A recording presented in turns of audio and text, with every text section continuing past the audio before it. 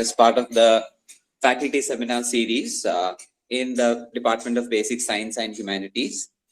As you can see on screen, you can see who the speaker is and what their topic is. So I'll be introducing the speaker and just give a brief on the topic on screen and just give you the instructions before handing it over to the speaker. So our speaker for today is Dr. Rinku Jacob from the Department of Basic Science and in the Physics faculty. So Dr. Jacob has completed his graduation in physics from Aquinas College at Kochi, and then later his postgraduate degree from St. Albert's College in Ernakulam. He started his teaching career as an ad hoc lecturer in the Department of Physics, Aquinas College, and then later as an ad hoc lecturer in the Department of Physics, St. Albert's College. After which he joined a major project as a junior research fellow in the Cochin College, Mattancheri. He has been working as an assistant professor in physics under the Basic Science and Humanities Department in Rajagiri since 11 September 2017.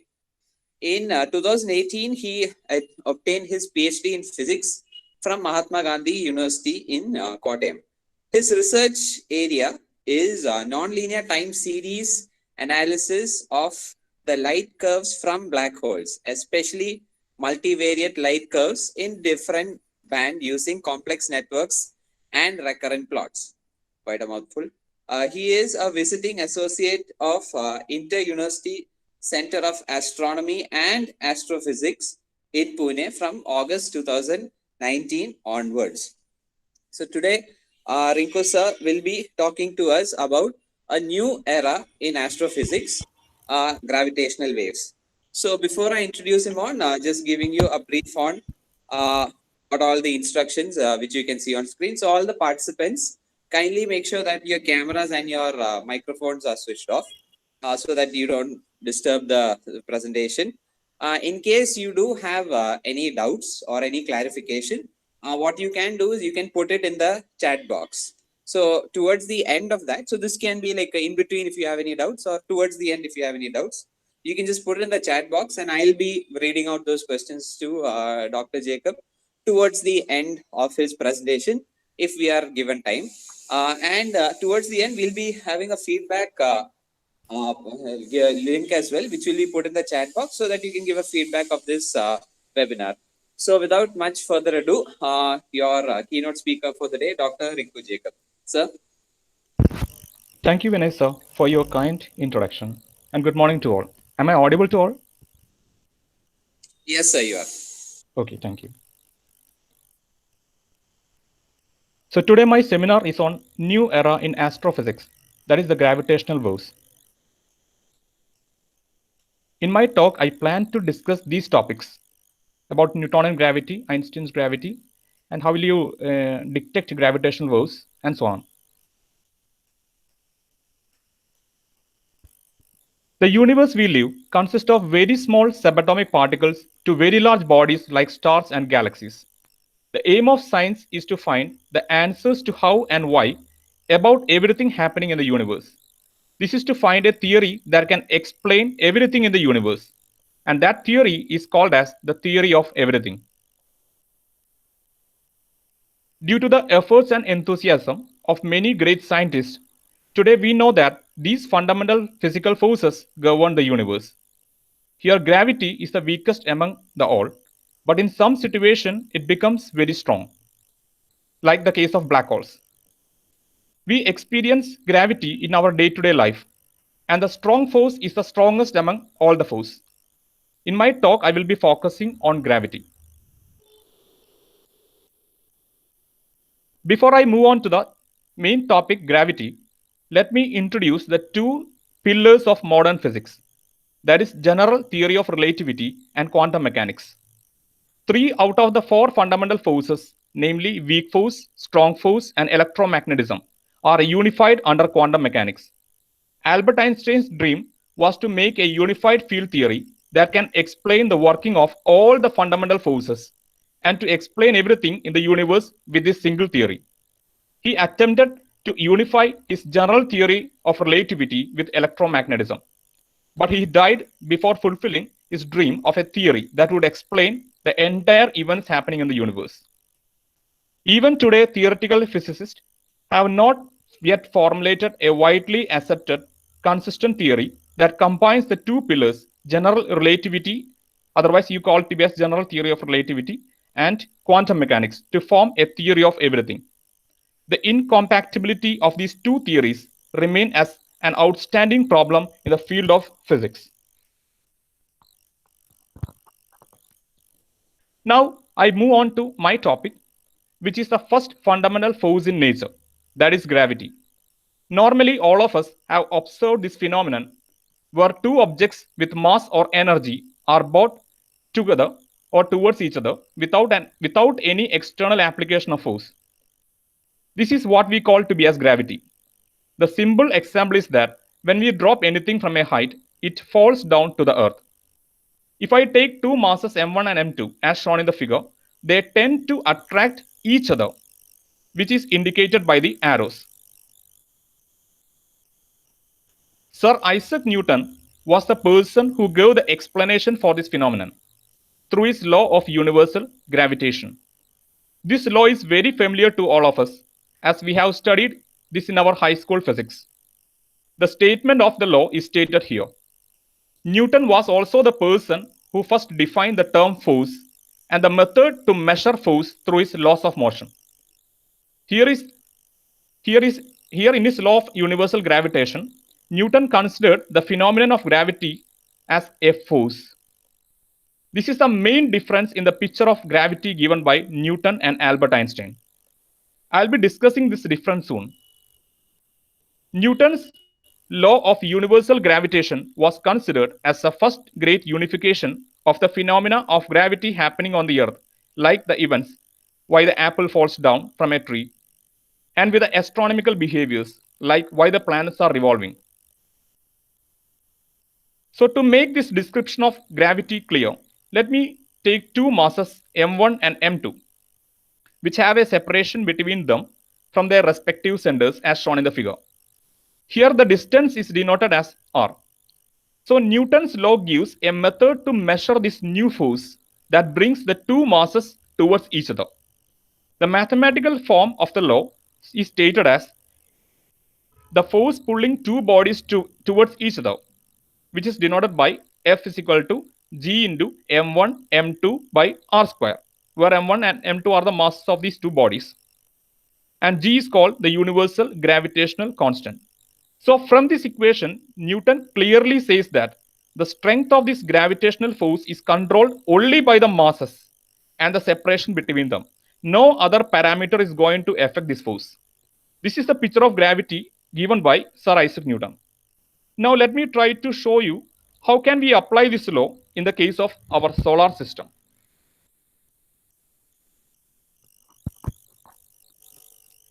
Let us take the case of our solar system. To make the idea simple, we are now considering only Sun and our planet Earth. In view of the Newton's picture of gravity, the gravitational force between the Sun and the Earth is responsible for the revolution of the Earth around the Sun, and that the magnitude of gravitational force between them can be obtained using the equation for force given by Newton. From this equation, the gravitational force between the Earth and the Sun is about 3.5 into 10 to the power 22 Newton. But we may think why the Earth is not falling towards the Sun, even there is force of this magnitude. The reason is another force comes into play on our revolving Earth, and this force is called as the centripetal force. So the gravitational force between the Sun and the Earth is providing the force for this revolution. That is the reason why the Earth is not falling into the Sun, and it makes a circular orbit around the Sun. So by using Newton's picture of gravity, the planetary motion can be explained clearly. But Newton's view of gravity didn't work in some situations, like to explain the planet Mercury's peculiar orbit around the Sun. The orbits of planets shift over time, and the Mercury's orbit shifted faster than the Newton predicted. That was one of the main drawbacks. Now let me introduce the main problem in the Newton's picture of gravity. This problem first came in the thought experiment of Albert Einstein. In his thought experiment, he tried to analyze what would happen if the sun in our solar system suddenly disappeared. This is only a thought experiment that actually it is not going to happen really. So looking to the equation, that is F is equal to G into M1 M2 by R square. Here M1 is the mass of the sun and M2 is the mass of the earth. And R is the distance between the two. So for gravitational force, when sun suddenly disappear, the mass of the sun, which is denoted here as M1, will become 0. So the force between the sun and earth suddenly vanishes as per the Newton's gravitation equation. So in this equation, when M1 becomes 0, automatically F is going to be 0.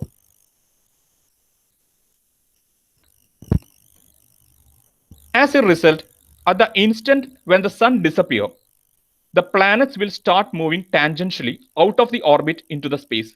You can see here, at the very moment the sun disappears, the planet will be experiencing no gravitational pull as per Newton's picture of gravity. So the planet, if you are taking Earth, the Earth will be directly moving tangentially out of the orbit instead of completing the orbit, as there is no gravitational force. Which means the gravitational force described in Newton's picture of gravity is an instantaneous force. That is, when any of the masses suddenly become 0, then the force between them instantly becomes 0. Now we check this event, that is the disappearance of the sun, from the viewpoint of an observer on the earth.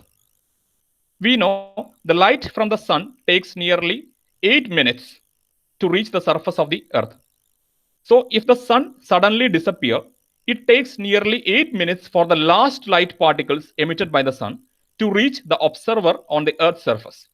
In other words, an observer on the earth realizes the disappearance of the sun in the sky, which makes the sky look dark, only after 8 minutes after the actual disappearance of the sun. But in view of Newton's description of gravity as a force, the earth will experience no force at the very same instant the sun disappears and moves tangentially out of the orbit. In other words, the information about the disappearance of the sun will be received by the earth even much earlier the last light emitted by the sun reaches the earth. This means gravitational force field is traveling much faster than the light. This is against the second postulate of Einstein's special theory of relativity, which is proposed in 1905. In his special theory of relativity, the speed of light is a constant and is considered to be as the fastest in the universe, which was the result of unification of electricity and magnetism, known as electromagnetism, by James Clerk Maxwell. According to this, an object having mass at rest can never travel with the speed of light. So normal objects which is having rest mass, that means the mass, if a body is having mass when it is at rest, when you are observing at rest, then such a body cannot travel with the speed of light. To solve this inconsistency in Newtonian picture of gravity with the special theory of relativity, Einstein expanded the theory of special relativity to describe gravity in 1915 by unifying the notion of space and time into a single entity we now call as space-time. This was 10 years after he published the special theory of relativity in 1905. This new picture of gravity is described as general theory of relativity.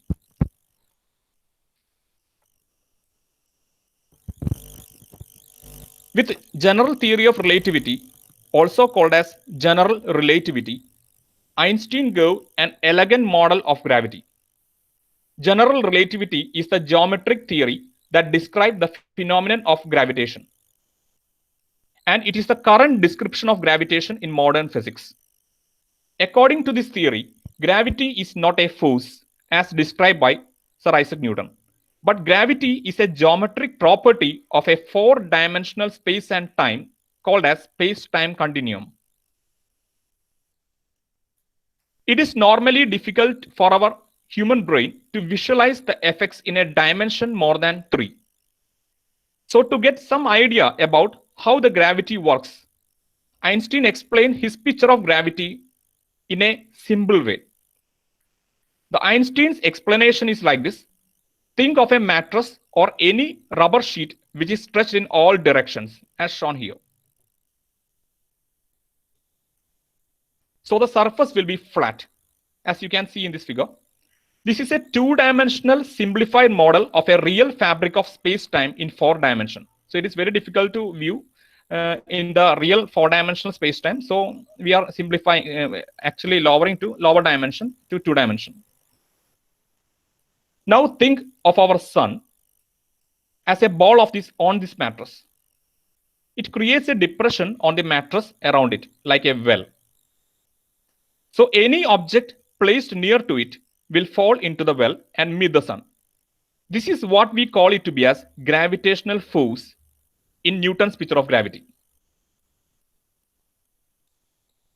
This is a brief description about the space and time that is used by Newton and Einstein to explain gravity. In Newtonian physics, the space is fixed and not affected by anything. But in Einstein's general theory of relativity, the space and time is a single entity called as space-time, which is a 4-dimensional, and the fabric of space-time is affected by the presence of mass and also by the motion of the mass. So you can see here, when Earth is here, the fabric of space-time is actually curved. It is not flat. And this happens, and this is not happening in the case of Newton's picture. Otherwise, we can say mass can distort the fabric of space-time. The information regarding the flexibility of fabric of space-time is explained through the field equations given by Einstein. Now let me show how the gravity described by general relativity works in our solar system. For making the explanation simple, I am limiting to the sun and our Earth only. You can see here, when our sun, which is more massive than Earth, occupies the fabric of space-time, it curves the fabric of space and time around it, forming a sort of well. So the Earth that is moving in a straight line near to this curvature appears to move around the sun in a closed orbit for an observer outside the Earth. The reason is that even though the Earth is moving in a straight line in the fabric of space-time, the path traversed by the Earth itself is curved by the presence of the sun. For making this idea clear, let me take an example of a person driving a car in a highway, which is straight from the viewpoint of the driver. But for an observer tracing the path of the car from space, for a long time, it appears to moving on a curved path. This is because the surface of the Earth is not flat when one observes from the space. So in Einstein's picture of gravity, the Earth is following a curved path, not because of the gravitational force, but because of the curvature in the fabric of space-time produced by the sun. The curvature in the space-time depends on the mass of the object that distorts it. This is an animation of the motion of Earth and Moon together around the sun. A large distortion by the sun and a small distortion by the Earth in the fabric of space-time can be seen here. It can also be seen that the Moon is also revolving around the Earth. This is due to the curvature produced by the Earth in the space-time.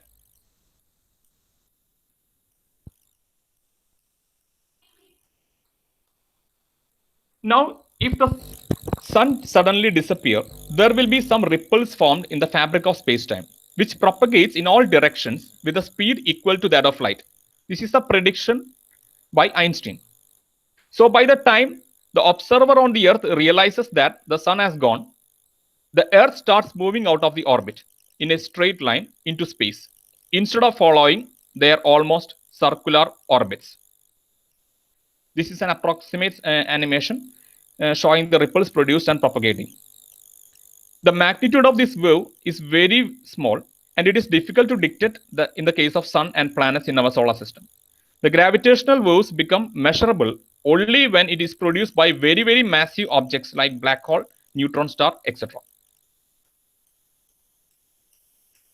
Einstein's theory has been confirmed by more than a century of experiments, starting with one involving a 1919 solar eclipse in which the path of the light from distant stars was shifted by the sun's intense gravitation, which was predicted by Einstein. And you can see here, when the sun is present here, the two stars, actually it is behind the sun. So normally we don't see that stars, but when you are observing during the solar eclipse, we can see that star in the image, which means the star is not actually at these respective positions. It is behind the sun, but due to the bending of the light, for an observer on the earth, the star appears to be at this corresponding position. That is marked in orange color. And that is called the apparent position. And this is the real position. So this is one of the predictions of Einstein. That is called the curving of or bending of light. Another prediction of general relativity is the gravitational redshift. It is a phenomenon of shift of wavelength of a photon to longer wavelength when observed from a point at a higher gravitational potential. Here in this figure, the sun is making a curvature in the fabric of space-time. So it is like a potential well. So the photons coming out from the sun have to use its own energy to climb up this well. In other words, the photons have to spend its own energy to overcome the gravitational potential of the sun. So some energy is lost for this process. As the frequency associated with this photon depends on its own energy, the frequency decreases due to the loss of energy in the climbing process from the potential well. When frequency of the photon is decreased, its associated wavelength increases. So Einstein predicted a redshift in the photon wavelength due to the effect of his modified picture of gravity. This was successfully tested in 1925 and in 1954, which proved that the new picture of gravity proposed by Einstein was accurate. The latest and an important confirmation of Einstein's general theory of relativity is the detection of gravitational waves. As mentioned earlier, gravitational waves are ripples in the space-time caused by massive objects moving with extreme accelerations. In February 2016, the advanced LIGO team announced that they had directly detected the gravitational waves from a black hole merger. Additional detections were also announced in June 2016 and in June 2017. And LIGO is the corresponding detector, that is Laser Interferometer Gravitational Wave Observatory. That is the full form of LIGO. Astronomy has traditionally relied on electromagnetic radiation to understand the cosmic events. The electromagnetic spectrum extends from the shortest wavelength radiation such as gamma rays and X-rays, passing through ultraviolet, visible and infrared rays, to the longest wavelength electromagnetic waves, that is the radio waves.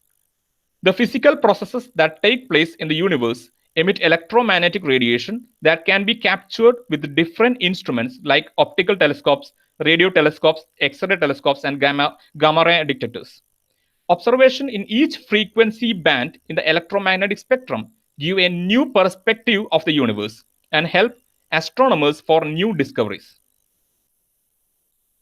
To get the importance of studying in different frequency band in the electromagnetic spectrum, an image of a galaxy named Centaurus A, which is numbered as NGC 5128, is shown here. All the images shown here are the image of the same galaxy taken in different frequency band of the electromagnetic spectrum. Say for example, if you are taking the first image, it is in the visible band from La Silla Observatory in Chile. The second image is taken in the IR band, that is infrared, using the NASA's Spitzer Space Telescope. And the third image is taken in the sub-millimeter wavelength from ALMA interferometer at Chile. Astronomers place the sub-millimeter wave band between far infrared and microwaves in the electromagnetic spectrum. Light of this wavelength comes from vast cold clouds in the interstellar space at temperatures only a few degrees above absolute zero, and from some of the earliest and most distant galaxies in the universe. The fourth image is taken in the radio wave band using very large array that is called VLA, located at New Mexico. And the fifth image is taken in the X-ray band and fused together with the image taken in the visible band to get what makes the difference. Okay. And the last image is taken using the Chandra X-ray telescope. That is a space observatory. So the combined information from all these spectral bands gives a deep understanding of the processes taking place in these galaxies. Now let me go to an important question. How do we know that gravitational wave really exists? To answer this, the scientists took about 25 years and 2 detectors to detect the gravitational waves. In 2016, scientists detected gravitational waves for the very first time. For detection, they used a very sensitive instrument called LIGO, which is an acronym for Laser Interferometer Gravitational Wave Observatory. Okay. These first gravitational waves detected happened 1.3 billion years ago. But the ripples in the fabric of space-time didn't make it to Earth until 2016. So the observation we made at the LIGO is actually a black hole merging 1.3 billion years ago. That means actually we are looking to the past, and that information is reaching Earth now only. So we can study the past of the universe from these observations.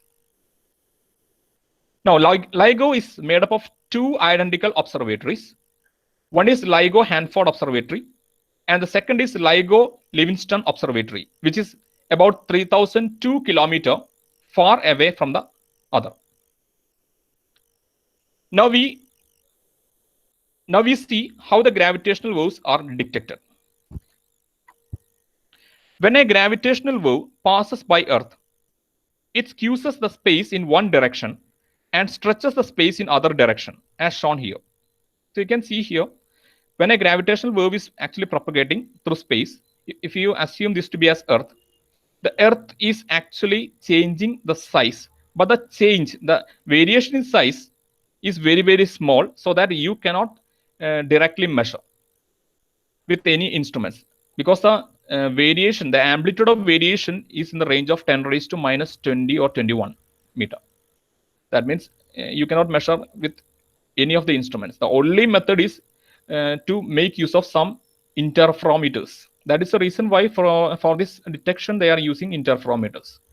So interferometers means it is making using the principle of interference of light. That means 2 or more waves will be interfering, so that when they exactly match in phase, the amplitude gets maximum. Otherwise, it gets minimum. So if there is no phase difference, there is no pattern. So by observing the variation in intensity, they can measure what is the change in the position of the change in the space actually. So each LIGO observatory has 2 arms that are each more than 4 kilometers long. A passing gravitational wave causes the length of arms to change slightly. So you can see here, according to Einstein's picture, the space can be distorted by any type of matter. So when the gravitational wave is actually propagating through this region, it can skew in one direction and stretch in the other direction. So we are setting the length to these 2 mirrors as fixed. So it is fixed so that when you are sending the laser, it will be splitting to 2 parts. One part will be moving to one mirror, the other part will be moving to the second mirror. And after reflection, both these waves will be coming back and meeting at the detector. So if there is no separation, if the length is exactly same, there will not be any change in the path, or generally you can say there will not be any phase difference. So in that case, you are not going to observe. So when there is some wave that is propagating, the distance between the mirror and the beam splitter will be changing, and that change depends on the frequency of the gravitational wave that is passing. So that is actually demonstrated here in this animation. So the observatory uses lasers, mirrors, and extremely sensitive instruments to detect these tiny changes. So it is basically a very sensitive interferometer. The principle of interference is made use here. Now, another important question we ask is why detect them? Why we want to detect this gravitational wave? What is the importance of detecting gravitational waves? Gravitational waves are completely unrelated to electromagnetic radiation. They are as distinct from light as hearing is from vision.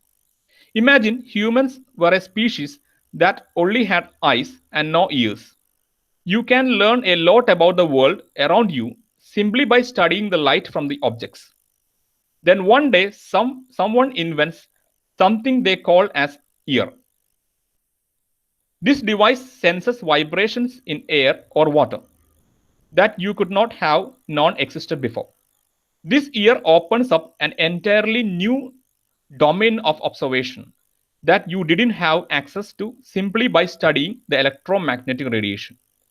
As an antenna able to detect vibrations in the medium of space-time, LIGO is similar to a human ear able to detect vibrations in a medium like air or water. This is the way in which LIGO has opened a new window on the universe. Things like colliding black holes are utterly invisible to electromagnetic astronomers. To LIGO, such events are beacons in the vast cosmic sea. More importantly, since gravitational waves interact very weakly with matter compared to the electromagnetic waves, which can be absorbed, reflected, or refracted, the gravitational wave travel through the universe virtually unrestricted, giving us a clear view of the gravitational wave universe. The waves carry information about the origin that is free of distortions or alterations suffered by the electromagnetic radiation as it travels through the intergalactic space. The gravitational wave that LIGO detects are caused by some of the most energetic events in the universe, like colliding black holes, merging neutron stars, exploding stars, that is supernova, and possibly even the birth of the universe itself, because the detected gravitational waves is coming 1.3 billion years ago. So actually we are collecting information from the past. So I will show an animation of two colliding black holes that is merging together and how the gravitational wave is going to. So let me show this video. So you can see here, these are two black holes that is actually losing energy, and so the orbit size is becoming less. So they are coming close to each other. So the base is actually the space-time. So due to the intense mass, the curvature is very large. You can see here, you can see two wells here. This is the space-time curvature because of the two black holes. And as they come closer, you can see the frequency is actually now going to increase when it is coming to closer. So you can see the increasing. And finally, when it reaches here, instead of two black holes, it will be merging to a single black hole. That's called black hole merging.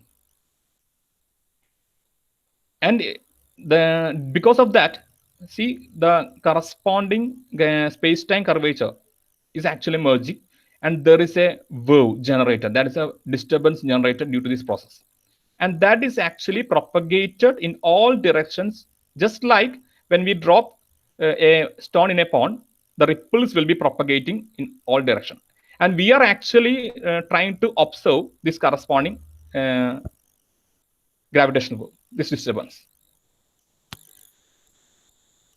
So this is the image taken during the detection of the first gravitational wave from the LIGO Hanford and LIGO Livingston. So you can see here there is some inherent noise that is called residual, and they have already modeled what will be the nature of the gravitational wave in the detector for each type of events. Suppose two black holes are merging together. So when you are observing, so previously I was shown that model. So when two black holes merging together, and what type of wave you are expecting. Similarly, when a neutron star is actually accelerating, what type of wave you are expecting. So different types of wave patterns has been studied, and actually now they are checking, trying to verify that results. So in 2016, they observed, you can see here, we are seeing a similar pattern like this, actually expecting like this. The frequency suddenly increases, and due to the merging time, it will be very high. You can see here. So this is the actual observation. So there is some fluctuations, not exactly like a sine wave, because there is some residual noise here, and it is actually combining with this noise. So when you are checking to the strain value, strain means the changing length between the mirror and the corresponding splitter by the original length. That is called a strain. So you can take it to be as amplitude. So it is in the order of 10 raised to minus 21. So it's very, very small. You cannot even measure with any of the device. So this is the device to sense such vibration. And this is a sensitive, this is a maximum sensitive device we human have already created here. So recently only they attained this range. That is, they can measure up to this range. So that is the reason why we can find this gravitational wave. So you can see here, in this gravitational wave is of the order of 10 raised to minus 21 for a wave that is produced by very, very massive black holes. But if you are taking the case of our sun and in the case of solar system, the sun and earth, the corresponding waves produced is very, very small. That means it may be less than this quantity. That is the reason why it is difficult to detect this corresponding waves because of the normal massive objects. Suppose when we move on the surface of the earth, we are actually making distortions in space and time. So there will be some gravitational wave produced by our motion. But this corresponding wave is very, very small. The amplitude is very, very small, so that you cannot see that wave. So that is the reason why they are focusing mainly on this gravitational massive objects. That means the main is actually colliding black holes, neutron star, etc. So by this, I think I can stop. So thank you. Okay, thank you, sir, for that presentation and for basically breaking down theoretical physics so that even a layperson like us can understand. So we've exceeded time by a bit. So, but I think we still have time. If I'm not seeing any questions in the chat box, but if anyone has any questions, this would be. I think we can have one question right now.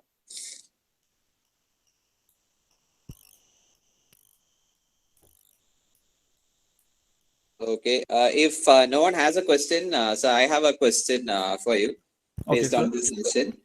Because anyways, I was going to Google it, so I might as well ask you because you had mentioned something about using gravitational waves to find out the birth of the universe. Because it's traveling. How exactly does that work? Because since the universe is expanding, and how exactly does that? How can we detect that using these LIGO waves, as you said? Yes, that is a good, interesting question. Actually, normally we are observing the microwave background radiation. That is called CMB, cosmic microwave background radiation. That means once with a different area, we are actually looking, because once the Big Bang happened, there is a wave production there. So this wave will be continuously traveling in all directions throughout the universe, and still there, still that means even now we are actually having that wave, but the strength of the wave will be gradually decreasing with time. So if we can improve the sensitivity of the instrument, so that if we can measure less than 10 raised to minus 21, maybe 10 raised to minus 30, 10 raised to minus 50, etc., then the advantage is that then we will be able to capture the signals. So by looking into the nature of the signals, we can see what type of event that may be occurred, and from which direction this wave is actually coming. So that is the reason why we say we can study what happened in the early universe. That means we are going back to the birth of the universe. I think I just gave an explanation for that. Okay, sir. Thank you. So I think we've, like I said, since we exceeded time, I think we'll close with the session since no one else has any questions. So just a reminder to all the people participating, the feedback form link has been given in the chat box. Please do go there and give us your feedback. It's basically how we can improve and basically which direction we can take these faculty seminars. So with that, we come to the end of the third faculty seminar in this series, which we are having at the last Saturday of every month. So the next one will be happening towards the end of October in the last Saturday. So once again, thank you, Rinku sir, for your presentation. Thank you. And thank you, Deepti Miss, for again hosting this session. If with that, I think we can just come to the closer session. Thank you all for participating. Okay, thank you. Thank you, sir.